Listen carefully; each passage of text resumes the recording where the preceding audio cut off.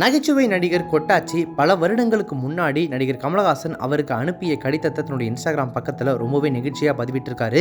கமலஹாசன் எழுதியிருக்கக்கூடிய அந்த கடிதத்தில், அன்புள்ள கொட்டாச்சி அவர்களுக்கு அனைவரையும் பெயர் மற்றும் திறமைகளை சொல்லி தனித்தனியே அறிமுகப்படுத்தும் நேரமும் வாய்ப்பும் விழா மேடையில் அமையவில்லை.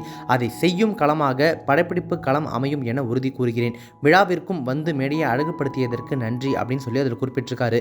அந்த கடிதத்தை தற்போது பகிர்ந்து கொண்டிருக்கக்கூடிய கொட்டாச்சி வெளியிட்டிருக்கக்கூடிய பதிவில், இந்த கடிதத்தை என்னால் காலத்துக்கும் நான் மறக்கவே முடியாது. பெருமாண்டி படத்தின் ஃபங்க்ஷன் ஒரு மேடையில் நடந்தது. அப்போது கமல் சார் பேசிக்கிட்டு இருந்தார். ஆனால் நடிகர்களில் தனித்தனியாக யாரையும் குறிப்பிட்டு அந்த மேடையில் அவர் அறிமுகம் செய்யலை.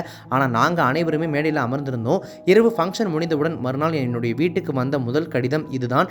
நடிகன் ஆனவுடன் என்னுடைய வீடு தேடி வந்த முதல் கடிதமும் இதுதான். காலத்துக்கும் இதை என்னால் மறக்கவே முடியாது.